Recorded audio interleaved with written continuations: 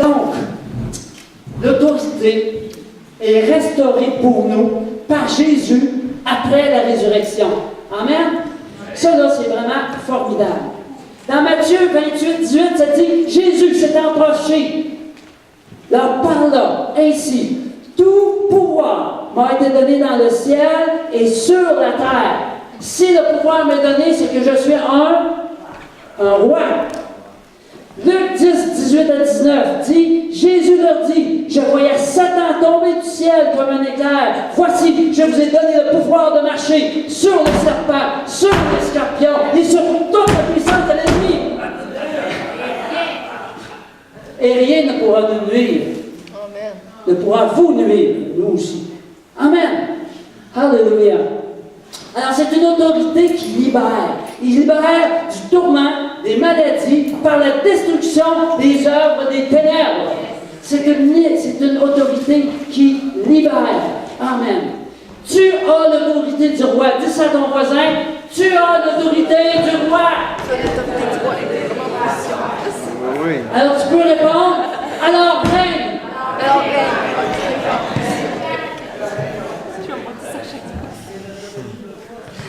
OK, maintenant, comprenons une chose. Satan est le prince de la puissance de l'air. Et Satan a une certaine autorité. Au fait, il y a l'autorité sur les personnes qui ne sont pas à Jésus. Est-ce que vous me suivez? Il y a sa sphère d'influence. Satan règne sur les incroyants. Et il influence ceux et celles qui ont peu d'intimité avec le Seigneur. Ceux et celles qui ne sont pas saints, qui ne cherchent pas la sainteté de Dieu. Satan a une certaine autorité pour dominer, mais c'est une autorité qui est égoïste. C'est une autorité qui écrase. Donc, le domaine du prince de l'air, les principautés, les dominations, les esprits ténébreuses qui contrôlent les démons. Mais sachons une chose, Jésus et nous sommes assis sur le trône, à la droite du Père, dans les lieux célestes. Alléluia! Amen. OK, maintenant, l'autorité de Christ que nous avons est l'autorité qui manifeste les ressources du ciel sur la terre. On a les ressources du ciel sur la terre. Il faut comprendre ça. Et c'est exprimé de façon créative. Quand on danse, c'est pas juste pour danser. Quand on loue, c'est pas juste pour louer. C'est pour faire descendre les ressources du ciel sur la terre. Exprimé de façon créative et qui répond aux besoins de l'humanité. Il faut comprendre qu'on est là pour répondre aux besoins de l'humanité. Tu es là ce matin pour répondre aux besoins de l'humanité. Raymond a eu à cœur de présenter Mme Venable, sa fille, pour qu'on puisse prier pour elle. Et la prière va changer les choses dans la vie de, comment elle s'appelle? Annie. Amen. C'est une autorité, donc, pour servir. Oui, vous êtes des rois et des reines, mais oui, vous êtes des serviteurs aussi. Je vous ai joué un tour, hein? Je vous ai joué un bon tour, hein? Plus homme que moi, tu meurs. Imaginez, tu sais, quand on veut comprendre quelqu'un, on dit qu'on a de l'empathie. On se met dans ses souliers. Mais si on voit les souliers de l'autre, tellement grands que tu es tout petit à côté, tu peux-tu imaginer, c'est ça qui est l'humilité. C'est ça qui est l'humilité. Amen. Je change les feuilles. Alléluia. L'humilité. Lorsque les vérités de l'Évangile sont exprimées au travers d'un serviteur humble, le monde est percuté de plein cœur. Soyons donc ces serviteurs humbles. C'est quoi ça, l'humilité? Ici, ça dit, avant la ruine, le cœur de l'homme s'élève. Donc, quand le cœur s'élève, qu'est-ce que ça cause? Qu'est-ce que ça amène comme conséquence? La ruine. Mais l'humilité précède la gloire. Donc, quand je suis homme, qu'est-ce que ça amène comme conséquence?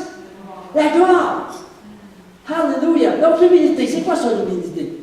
L'humilité, c'est la pauvreté spirituelle. C'est reconnaître notre besoin de Dieu. C'est pas une question question de mauvaise estime de soi, là. C'est deux choses complètement différentes. Quand ça dit dans les béatitudes, heureux le pauvre en esprit, car il héritera de la terre, je dis dans un autre verset, mais en tout cas, dans d'autres mots, dans certains versets. C'est ça qui est l'humilité, c'est de reconnaître que j'ai besoin de Dieu. Amen. Donc, témoignons, nourrissons les affamés, prions pour les besoins, imposons les mains pour la guérison des malades, aimons les rejeter avec l'autorité que Dieu nous donne en servant avec humilité. Alléluia. Merci Seigneur.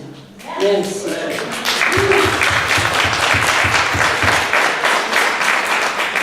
Vous savez, une fois qu'on sait qu'on est roi, on n'a plus besoin de porter notre habit de roi. On peut donc aller accrocher notre habit de roi et prendre notre tablier pour servir. Est-ce que vous comprenez? Ça, c'est bien important. Ça, c'est bien, bien, bien important. Quand on est obligé de se faire montrer comme un roi, qu'on est obligé d'insister pour dire « Hey, yo, je suis un roi, je suis un roi », c'est que tu n'es pas roi. C'est que Dieu ne règne pas sur toi. Amen? Alors, accrochez notre habit. Jésus est le roi des rois. Et pourtant, il est le serviteur de tous. Ça ici, là, c'est un appel qui repose sur nos vies à cette heure. De accrocher notre vêtement de roi pour prendre notre habit de serviteur. Amen. On sait qui nous sommes en Jésus. Donc, on peut devenir des serviteurs dans notre monde. Et ça va ouvrir des portes, des possibilités incroyables. Amen. Jésus a servi avec le cœur d'un roi, mais il a régné avec le cœur d'un serviteur. Hey, ça, c'est trop profond, là. Il faut que je le répète. Jésus a servi avec le cœur d'un roi, mais il a régné avec le cœur d'un serviteur. Et ça, là, c'est la combinaison essentielle pour modeler le cours de l'histoire. On est là pour modeler le cours de l'histoire. Saviez-vous ça ce matin? Tu es là pour modeler le cours de l'histoire. Et si tu entres dans le plan que Dieu a pour toi, tu vas changer le cours de l'histoire. Amen. Alors maintenant, on va essayer de comprendre qu'est-ce qui se passe. Ici, complètement à gauche, on voit un homme chargé de ses péchés. C'est un poids qui est très, très, très lourd. Et juste en périphérie, il y a Jésus, mais il n'est pas dans sa bulle. Alors, si le jeune homme dépose ses péchés, puis qu'il meurt à lui-même, il va être crucifié avec Jésus. Vous me suivez? Et là, nous sommes sortis du royaume des ténèbres parce que nous sommes morts avec Christ. Donc, on va être ensevelis. Et c'est là qu'on devient des rois. Nous ne sommes plus sous l'emprise du péché. Donc, nous devenons rois. Amen?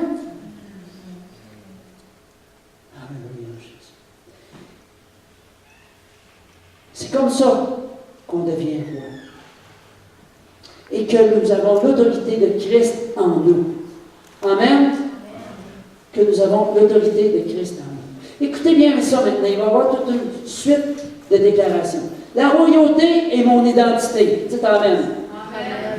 Le service est mon devoir. Dites Amen. Alléluia. Je suis un roi, donc j'ai l'autorité déléguée de Dieu. Nous nous servons de cette autorité pour servir. Donner à manger aux pauvres, guérir, libérer, etc. Et on a cette puissance de Dieu pour faire d'un poisson des milliers de poissons. Pour faire d'un morceau de pain des milliers de morceaux de pain. Parce qu'on a la puissance de l'Éternel des armées, qui est tout-puissant. L'intimité avec Dieu est ma source de vie. C'est là que je trouve la direction de Dieu pour entrer dans les œuvres surnaturelles. Devant Dieu, je suis un ami intime. Parce qu'il me prend dans ses bras et il m'aime tellement. Devant les gens, je suis un serviteur. Parce que je suis là pour servir. Devant les puissances des ténèbres, je règne sans aucune tolérance pour leur influence. Voyez-vous à gauche, là, on voit Satan avec ses liens, qui essaye de nous diriger. Il essaye de diriger les morts. Il essaye de diriger des morts. Si vous êtes mort à vous-même, il ne pourra pas vous faire bouger. On est crucifié avec Christ. Quelqu'un qui est mort, il peut être encore contrôlé? On ne peut plus être contrôlé. Alors on est enseveli avec lui et on est dans le royaume du Fils de Dieu. Alors je reprends tout ça maintenant dans un seul tableau. La royauté est mon identité. Le service est mon devoir. L'intimité avec Dieu est ma source de vie. Ainsi, devant Dieu, je suis un ami intime. Devant les gens, je suis un serviteur. Et devant les puissances des ténèbres, je règne sans aucune tolérance pour leur influence. Ah, c'est ça que vous êtes. C'est ça que nous sommes. Amen. Amen. La sagesse maintenant me montre quel rôle prendre au moment opportun. Amen. Voyez-vous, ici, il y a un groupe d'anciens dans une église qui se pose la question, il faudrait bien trouver une façon d'annoncer l'Évangile au monde d'aujourd'hui. La petite fille a dit, mais si on essayait simplement de sourire.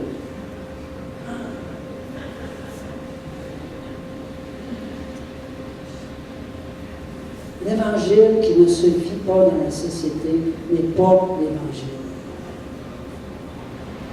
Alors, le Seigneur doit nous toucher premièrement pour qu'on puisse toucher les gens autour de nous.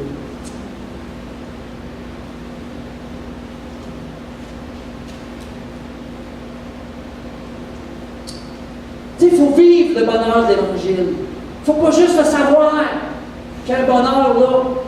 Il faut le vivre. Peu importe les circonstances. Parce que oui, les circonstances de la vie ne sont pas évidentes. Mais Dieu il a payé le grand prix pour toi. Osons vivre la joie de l'Évangile. Osons la vivre. À tous les jours que Dieu nous donne. Alors, on était un pécheur. On est devenu un enfant. Puis maintenant, nous sommes son serviteur. Ça, c'est les phases principales du plan de Dieu pour l'évangélisation du monde. Mais il faut que tu passes du pécheur à l'enfant, puis de l'enfant au serviteur. Bien souvent, c'est là que ça bloque entre enfant et serviteur. Ceux qui sont ici, on est tous des enfants. On a de la misère des fois d'être serviteur, de devenir serviteur. Pourquoi? Parce qu'on est passé, parce qu'on a toutes sortes de choses qui s'est passées depuis notre enfance. Et le Seigneur veut nous libérer de tout ça. Dites-nous-le si vous avez besoin de libération. On est là pour ça. On est là pour aider. C'est Dieu qui libère, c'est pas nous autres. Nous autres, on est juste un canal pour aider chacun. Amen. Va croire que la force du Seigneur est avec toi. Bien souvent, on dit oui, la force du Seigneur est avec moi, mais j'agis complètement comme si c'était pas là. Agissons. Apportons l'ordre et la bénédiction de Dieu dans notre monde. Le Seigneur a choisi de nous utiliser. Il a choisi de travailler avec nous. Si tu crois, tu verras la gloire de Dieu. Le royaume de Dieu est comparé à du levain. Le levain, si je ne le mets pas dans la pâte, qu'est-ce qu'il va faire? Absolument rien. Il va être dans la pâte. C'est comme le sel.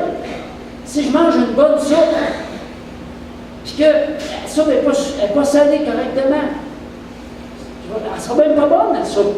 Ça prend du sel dans la soupe. Et nous sommes le sel de la terre. C'est à nous autres de donner le goût aux gens de venir à Dieu. Est-ce que je donne le goût aux gens de venir au Seigneur? Soyons le levain et le sel. Ici, voyez-vous nos prières.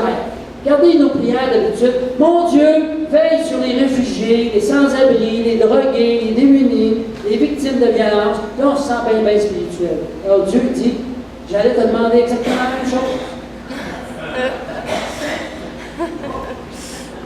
Là, tu vas te dire aïe aïe. Sommes-nous vraiment spirituels?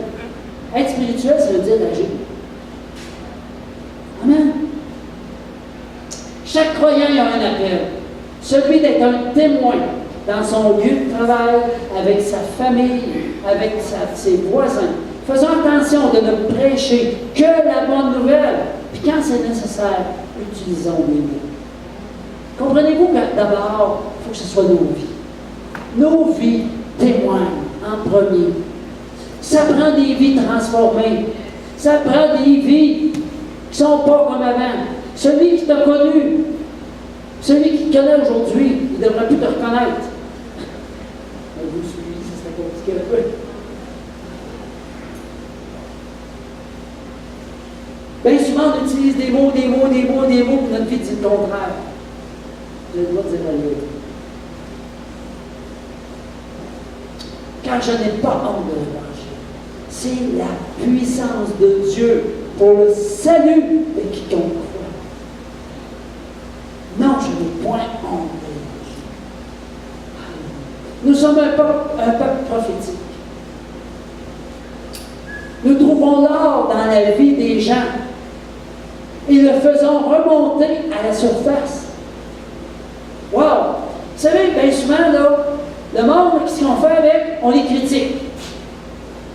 Mais Dieu, c'est pas ça qu'il veut qu'on fasse.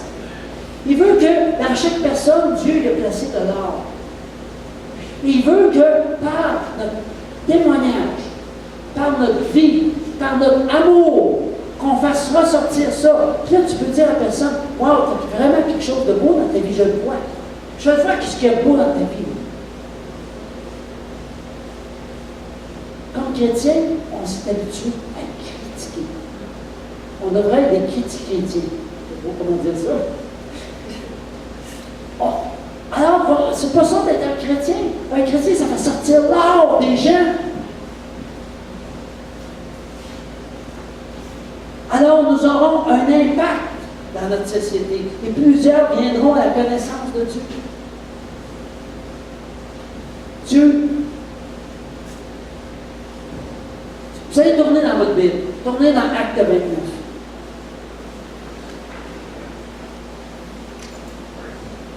Premier qu'il l'a, il me le dit. Hein? Tournez dans Acte 29. Il y en a qui rient, hein? C'est quoi ça, Acte 29?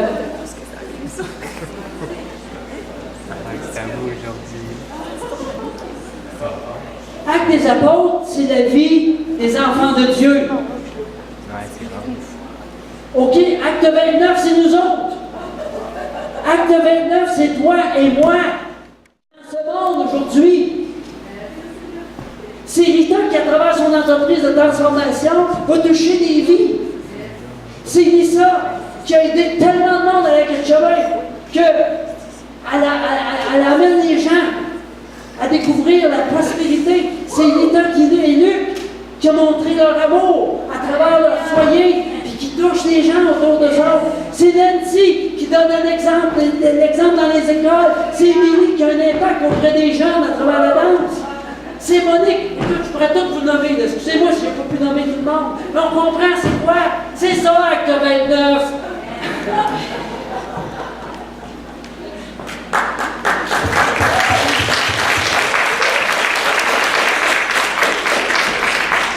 Miracle juste en avant. Acte 29. Miracle juste en avant. Par la puissance de Dieu en nous, les paralytiques vont marcher, les sourds vont entendre, les aveugles vont recouvrir la vue, les muets vont parler, sur toute la région, à la surprise de quelques sceptiques. Parce qu'il y a des sceptiques qui vont en avoir. Ça, c'est comme les moustiques. Les sceptiques, les moustiques. Ils viennent nous piquer. Miracle. Miracle. Libération. Métamorphose. De la chaise roulante à marcher librement. Marc 16, 17, 18, Voici les miracles qui accompagneront ceux qui auront cru. En mon nom, ils chasseront les démons. Ils parleront de nouvelles langues. Ils saisiront des serpents. S'ils boivent quelques breuvages mortels, il ne leur fera point de mal. Ils imposeront les mains aux malades et les malades seront. Alléluia. Amen. Ma foi est fondée non sur la sagesse des hommes, mais sur la puissance de Dieu.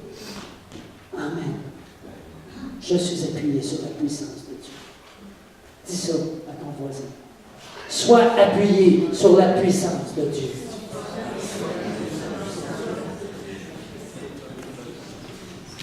Je finis bientôt. Le Burkinabé Mamadou Karambéry. Qui connaît Mamadou Karambéry? Amen. Il n'y en a pas beaucoup. Il y en a quelques-uns. C'est un Burkinabé. Il vient d'Afrique. L'Afrique de l'Ouest. Il a dit: je ne saurais pas vous dire le nombre de personnes que nous avons encadrées et qui sont aujourd'hui cadres supérieurs. Mamadou Karambéry est un homme qui a plusieurs églises dans un pays très pauvre. Après 36 ans de service, Ayo Oritse Jaffar affirme: il m'est impossible de vous donner le nombre de personnes arrivées dans notre église pauvre et qui sont devenues millionnaires. Amen. Avec Dieu, nous ferons des exploits. Avec Dieu, nous ferons des exploits. Alléluia. Rien. R-I-E-N. Rien n'est impossible à Dieu.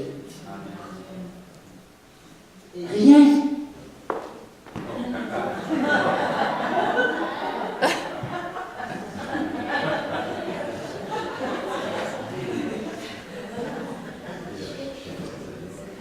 Si tu changes ta façon de voir les choses changeront. C'est là que ça bloque. C'est notre façon de voir les choses. Excusez-les, hein?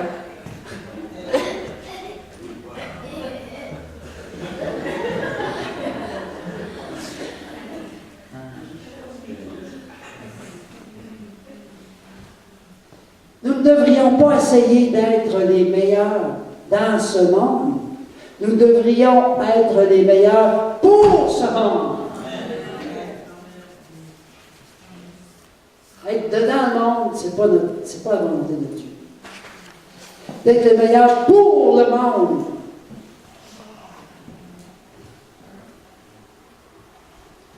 « 1 Timothée 3, 1 à 5. Sache que dans les derniers jours, il y aura des temps difficiles. » Est-ce qui vit des temps difficiles? Hein? On pourrait probablement tout vivre notre vie, mais on sait que Dieu prend soin de nous. Car les hommes, ici il y a vraiment toute une description. Écoutez bien ça. Les hommes, et ce passage-là, c'est Rita qui me l'a partagé hier. Amen, j'étais vraiment béni. Alors, je pense que ça vient bien conclure le message. Car les hommes seront égoïstes, amis de l'argent, fanfarons, hautains, blasphémateurs, rebelles à leurs parents, ingrats, irreligieux, insensibles, déloyaux, calomniateurs, intempérants, cruels, ennemis des gens de bien, traîtres, emportés, enflés d'orgueil, aimant le plaisir plus que Dieu, aïe ayant l'apparence de la piété, mais reniant ce qui en fait la force. Qu'est-ce qu'on renie? C'est Dieu. Éloigne-toi de ces hommes. C'est pour ça qu'il ne faut pas être dans le monde. Mais il faut être là pour le monde. Pour emmener les gens à Dieu.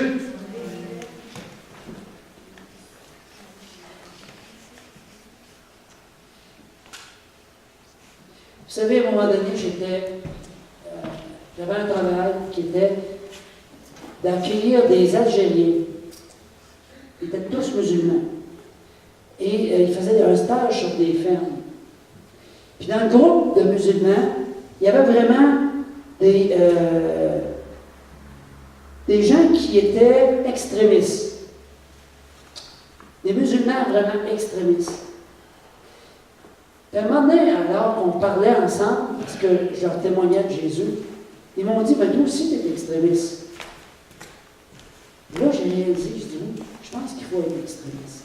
Pas extrémiste pour faire le mal, mais extrémiste pour montrer Dieu en nous et à travers nous. Notre façon d'être extrémiste, c'est dans l'amour et dans la foi. Une détermination à ne pas se confondre au monde. Une détermination à être différent, à être de plus en plus semblable à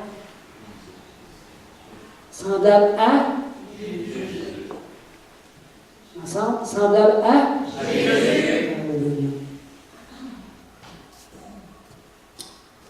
Seigneur, tu es là ce matin. Alors, France, tu veux juste avancer avec Carl, avec Carl.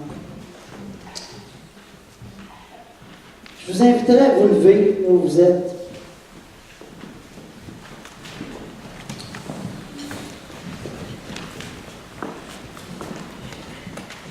Ce matin, on va prier.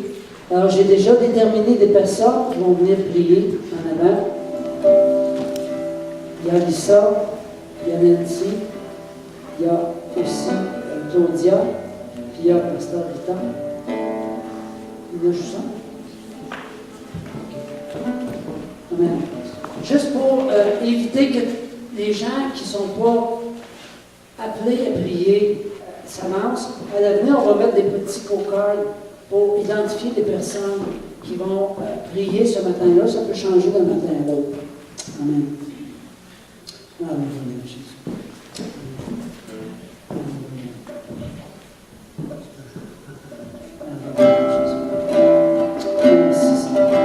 Alors, ce matin, si tu as senti l'appel de Dieu, que tu as compris qu'il était un roi, mais que le Seigneur t'appelle à être serviteur. Alors, je t'invite à t'avancer ce matin, devant Dieu.